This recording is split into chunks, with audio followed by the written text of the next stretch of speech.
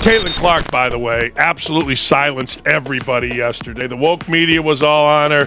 I hate to even mention this complete jackass. Jamel Hill and others were all in her business. It's white privilege. She hits these threes. Man, I don't give a damn if it's white, black, or green privilege. Jamel Hill, she blames the media for covering Caitlin Clark.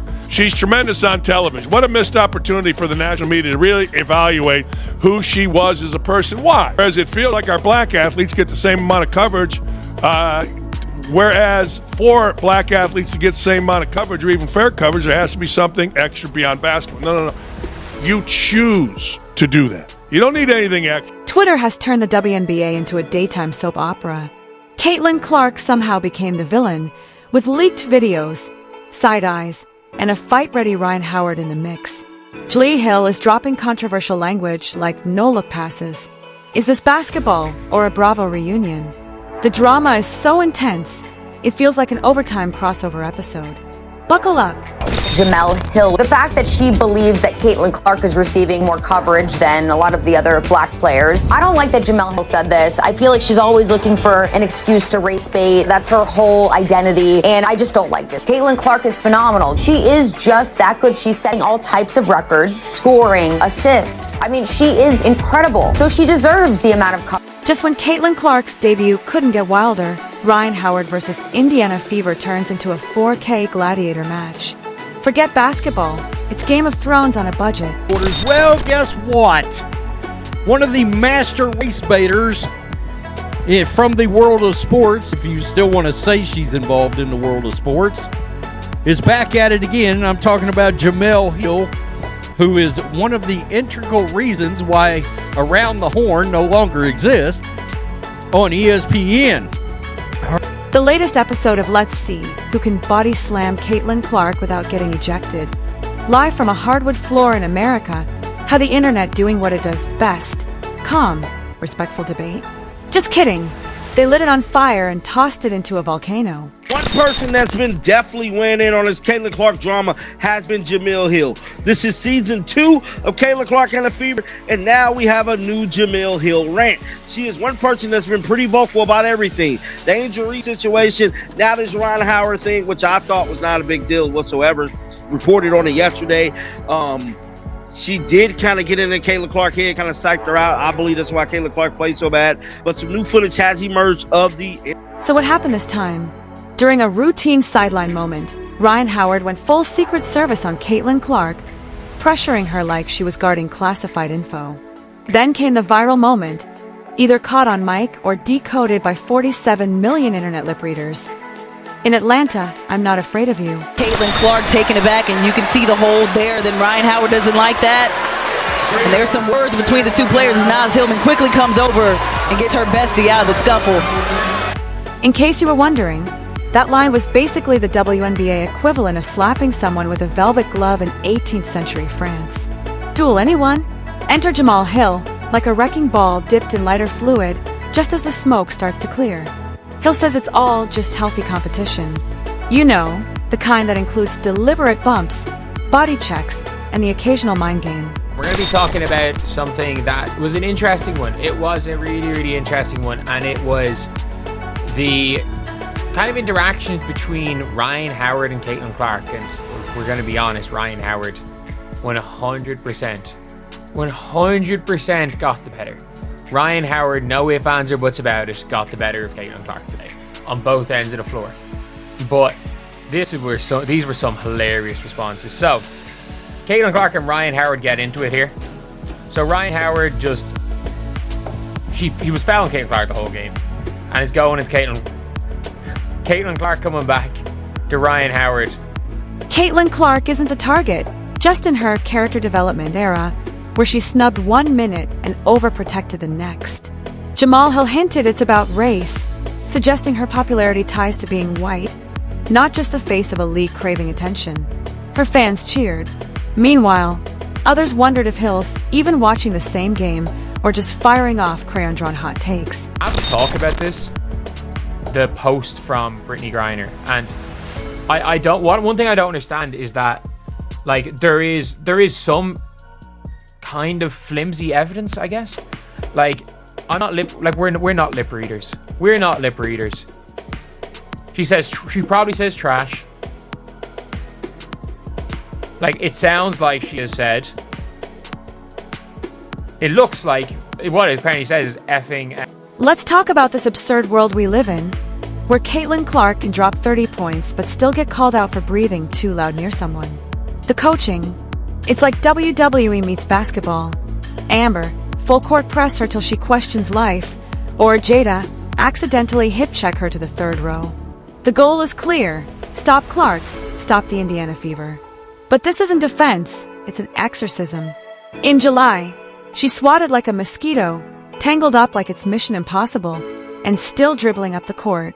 Should be celebrated, and it's because of Caitlin Clark. Don't get it twisted. Don't get it Caitlin Clark. Don't get it twisted. Don't get it fucked up. Caitlin Clark is the reason why a lot of great things is going to happen for the WNBA. What's your opinion? If they want your opinion, man, early on, because everybody is looking for you to say anything, and they're going to splice it and cut it and make it a negative thing. And I think for her, the one thing that I love that she's bringing to her sport, more people want to watch.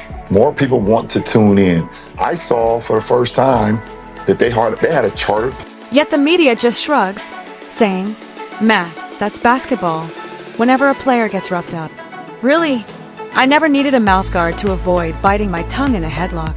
Caitlin Clark probably checks under her bed for defenses now because it's gotten that bad. Remember the Kennedy Carter incident? That was Twitter rage, not defense. Now it's Rhyne Howard's turn, pretending a mugging is just hustle. Jamal Hill even retweeted the video, telling everyone to calm down, like the WNBA Supreme Court. It's all intensity, she says. Meanwhile, Clark's being targeted like she's wearing a "please tackle me" sign. If she were a Disney princess, every other player would be her evil stepsister trying to trip her up. It was a rough night for Caitlin Clark and the Indiana Fever. Last night, she only scored 3 points in a blowout loss to the New York Liberty. But it was a game on Saturday between the Fever and the Chicago Sky that had a lot of people talking. Fans were so hyped for Caitlin, Angel Reese, and Camila Cardoso to all be back on the same court. However, the moment that made headlines, this right here, the hard foul involved WNBA leaders hiding while Clark gets targeted like she's in the Hunger Games.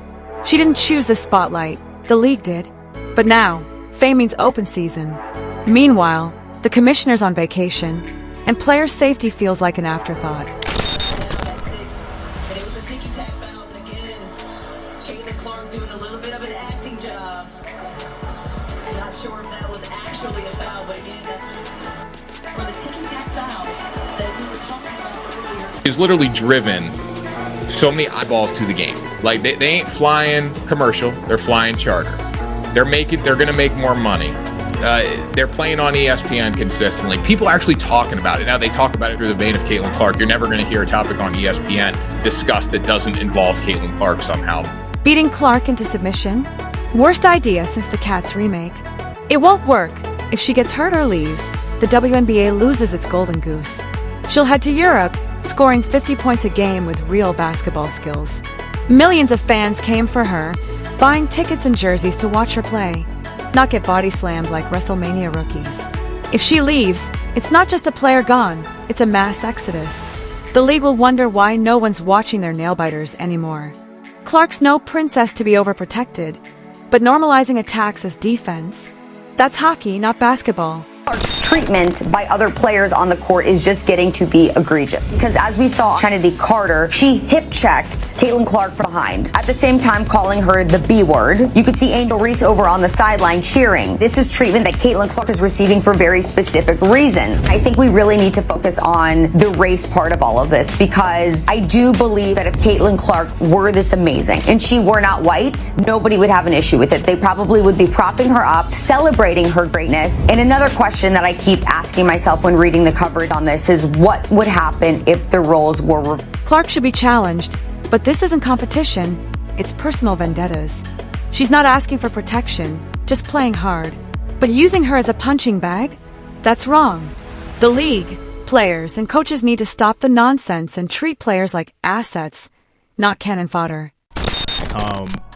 One other thing I did want to talk about was the commentary, where it was slightly adversarial, kind of to the viewer and a little bit, I would say, to the WNBA. They were pounding heavy that this is how the women want to be treated. Unrivaled has gone above and beyond with the amenities for the players, down to having estheticians there. Of course, they have childcare options. They have, the gym, for complete first-class facilities in every aspect. And this has been, something that, the players have really celebrated. And it seems like it's a directive from, the league. Enjoy the chaos for now. Next week's episode of Who Assaulted Caitlin Clark airs, featuring blind refs and plenty of drama. The WNBA feels more like a political thriller with sideline spying and locker room espionage. The star, Clark, is hunted like the last golden goose, but she fights back, hitting threes and making noise. What started as basketball has turned Shakespearean, with debates about race, power, and whether a rookie can dribble without getting thrown to the ground.